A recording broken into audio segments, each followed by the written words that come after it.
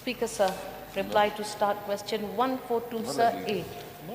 Sir, the total number of storage facilities present in the state district-wise are as follows. In East Khasi Hills, number of units is 8. West Khasi Hills, number of units is 3.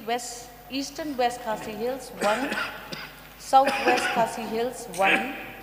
Ribhoi, 8. West Janti Hills, 7. East Janti Hills, 3. East Garu Hills, 5. West Garu Hills, 5. North Garu Hills, 6. South Garu Hills, 1. Southwest Garu Hills, 2. Total numbers, 50. Whether all these coal storage facilities present in the state are functional? No, sir. Only 44 units are functional. Of the installed 50 units. See, sir, the total number of farmers availing the facility district-wise are as follows. In East Khasi Hills, 2,250 farmers. West Khasi Hills, 476. East and West Khasi Hills, 19. Southwest Khasi Hills, 10. Ribhoi, 4,540. West Jantia Hills, 1,867. East Jantia Hills, 252. East Garu Hills, 210. West Garu Hills, 1,870. North Garu Hills, 374. South Garu Hills, 30. Southwest Garu Hills, 10. Total number of farmers engaged would be 11,908, sir.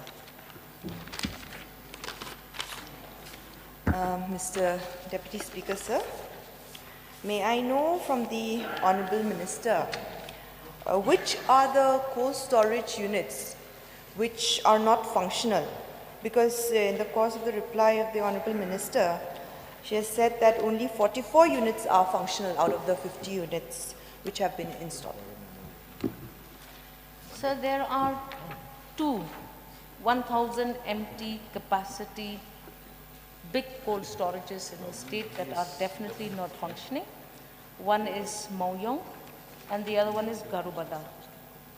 Then from the others, sir, some of the newly installed coal storages have not been made operational, due to be operational and installed. Mr. Deputy Speaker, sir, the Garubada coal storage facility, may I know for how long it has been non-operational? So for as long as 2008, sir.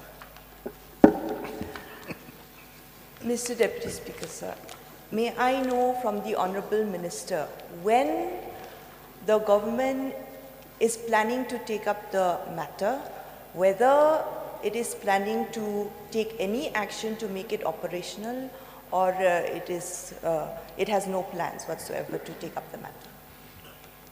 So in 2008, the board leased out the coal storage at Garubada to two private parties for running the facility, MS Dampos Tura for 1 year.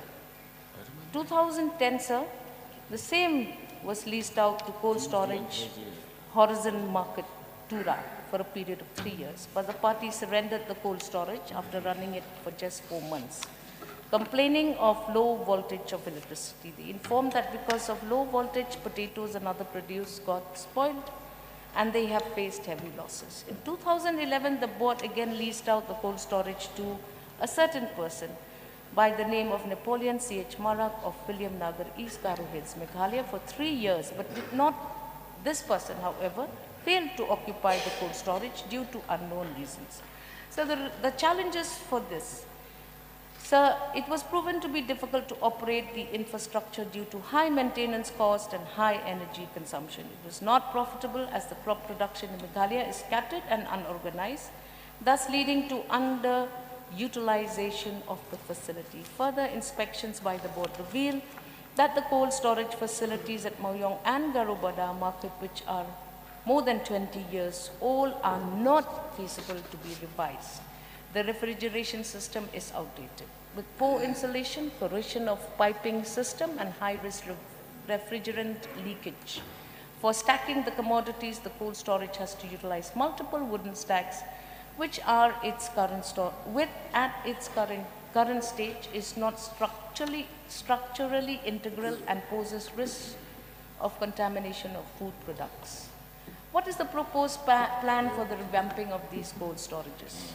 We are now putting in efforts to convert the facilities at Mauyong and Garubada market into operational level through modification into modern cold rooms. Number one, we will have multiple chambers to store fruits and vegetables, seed potatoes, table, variety potatoes, spices, meat products, while preventing cross-contamination. We're also looking at energy-efficient hybrid systems with solar solutions to address the issue in low voltage and high energy consumption. And the third thing we're planning to do is reinforce internal structures with better insulation to address energy loss. We also have a proposed room cold storage for the same. Mr. Deputy Speaker, sir, may I know from the Honourable Minister, what is the process for the farmers to have access to these cold storage units? Whether it is on payment basis or do they have to register? What is the process? May I know from the Honourable Minister? The process is simple, sir. These cold storages, farmers come to these cold storages, register a nominal fee, and access is given to the farmers. So we'll pass on to another question. Sir, may I put a question, sir, to the Honourable Minister? Sir, there is a farmers' market at Upper Shillong. Is there any plan or proposal by the department to set up a cold storage there, sir? Because a lot of farmers, go and sell the stock they produce there, sir. It's been set up, I think, about 10, 15 years back. But there is no cold storage facility at that Upper Shillong farmers market, sir, owned by the marketing board of the agriculture department. Sir, to my knowledge, there is one farmers market at Malim. A 5 empty cold storage facility is now being considered to Lau Mei farmers market. This project is completed. The Honourable Minister may be aware there is a market managed by the marketing board of the agriculture department. So is there any cold storage facility? It is not there since I live close by. Is there any proposal by the government to set up a cold storage there, sir? It's set up on a government land of the agriculture department on the way to Shillong Peak. So I require notice for this particular facility. I'm not aware. Can I just get the assurance from the minister that if can propose a cold storage there? So matter will be examined, surely.